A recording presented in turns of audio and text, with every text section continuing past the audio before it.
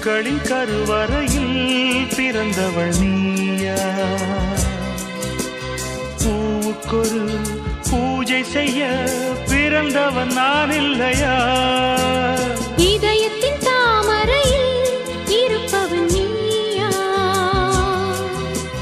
தாமரைக்குள் வீடு கட்டி தந்தவள் நான் இல்லையா?